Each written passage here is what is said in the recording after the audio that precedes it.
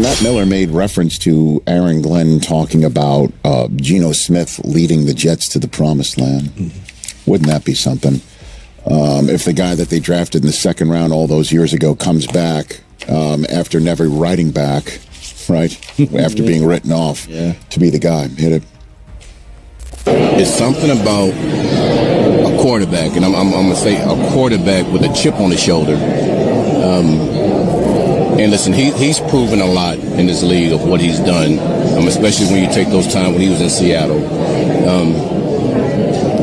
Listen, he fits exactly what we're trying to do. So obviously we've created an identity. The foundation of our offense is pretty good now. Like, I just feel like he's the guy that's going to lead us to the promised land. He's the guy that's going to touch the ball more than anybody else on offense. The New York Jets just handed their franchise to a quarterback that the entire NFL had already buried.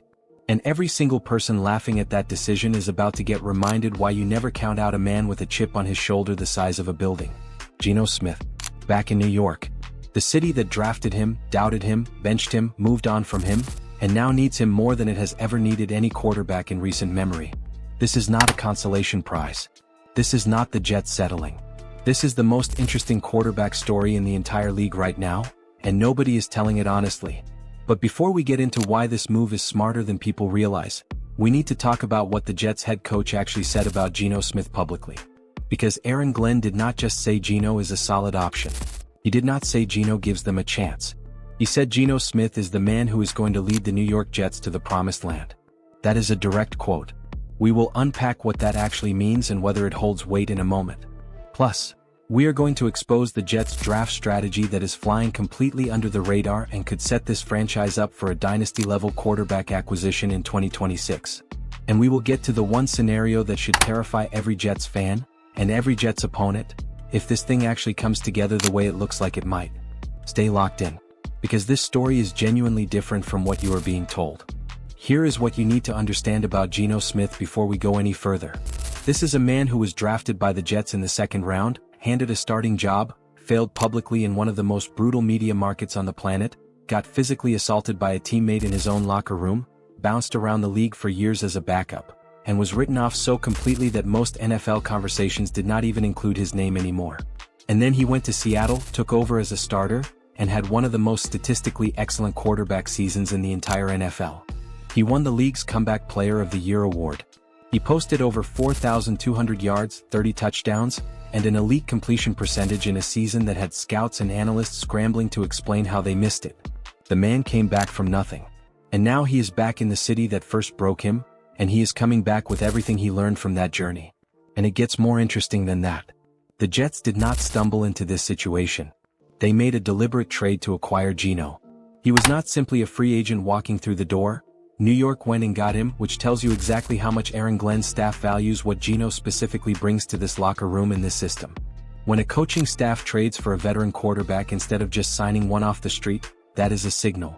That is a coaching staff saying we want this exact person, in this exact situation, for very specific reasons that go beyond what shows up in the stat sheet. And we will come back to what those reasons actually are, because they are more important than most people are acknowledging right now. Now here is where it gets really interesting. Geno Smith is exactly as I mentioned. When they signed him, and Jet fans were losing it, thinking that they were going to find their quarterback of the future, find their Mahomes, find their Allen, find, fill in the blank. Now, in free agency or this year's draft, they're not. And they know they're not, which is why, again, they've put all the draft capital possible from their mortgaging of their young Turks of previous drafts in Quinnen Williams and Sauce Gardner in next year's draft. They could have taken the Cowboys pick this year. They could have had 1 and 12 and 16 or 1 and 16 and 20 and said, no, we will take 1 and 16 this year, the 16 from the Colts, and we'll take something from the Cowboys next year, even though that could be in the bottom third, most likely, of the draft. Let us talk about the Jets' draft strategy, because this is the part of this story that is being completely ignored in the national conversation, and it changes everything about how you should view what New York is building. The Jets currently hold an extraordinary amount of draft capital. They have their own first-round pick in this draft. They have a pick from the Colts. They have structured a deal with Dallas where the Cowboys' first-round pick comes to New York in the 2026 draft rather than this year. And 2026, this is absolutely critical, is shaping up to be one of the deepest quarterback draft classes in recent memory. The Jets are not just building for right now. They are positioning themselves to make a franchise-defining quarterback selection next spring with premium draft capital in hand and a stable, winning roster already in place around that incoming player. Think about the genius of that construction if it works. You bring in Geno Smith, a veteran who genuinely wins games, commands respect in a locker room, and stabilizes an offense that was historically catastrophic last season. You do not waste a first-round pick on a developmental quarterback who will be crushed under the weight of New York expectations before he ever takes a meaningful snap.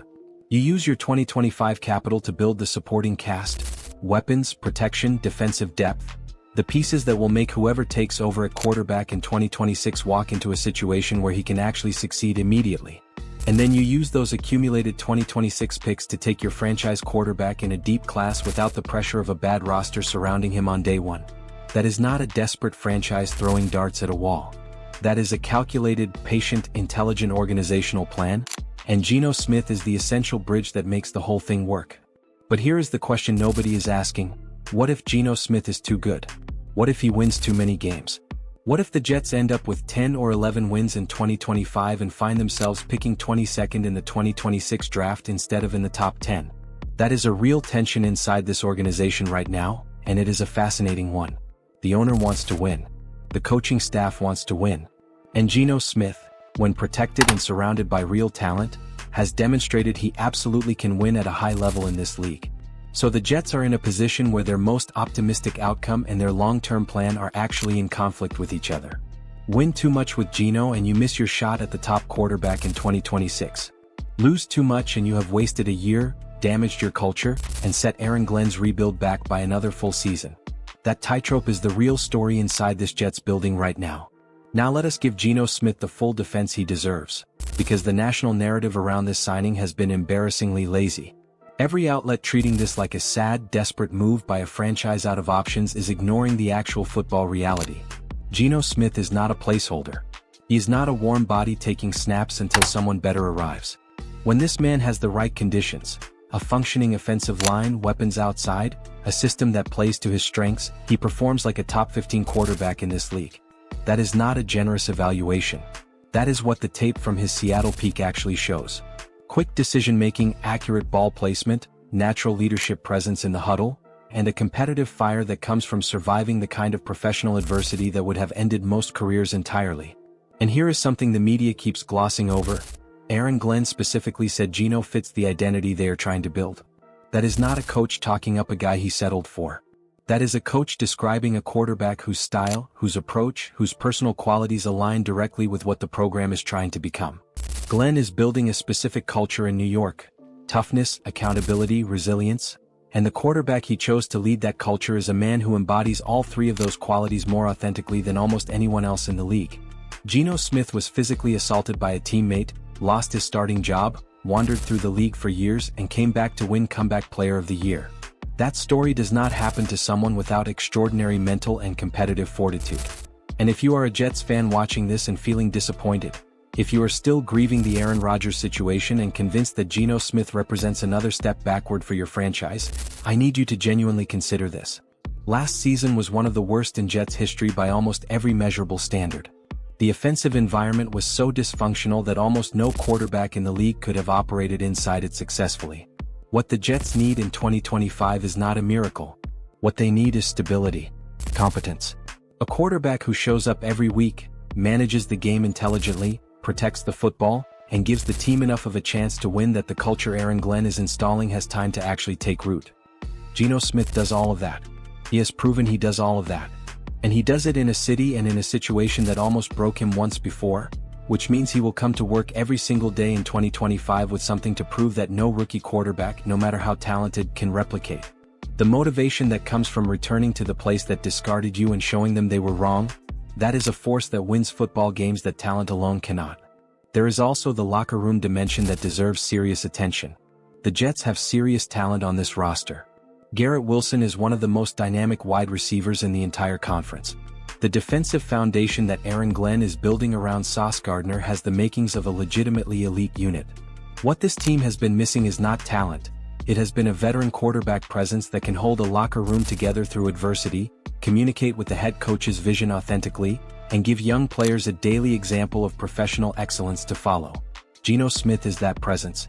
His journey through this league, the failures, the recovery, the reinvention in Seattle, gives him a credibility with players that cannot be manufactured and cannot be bought.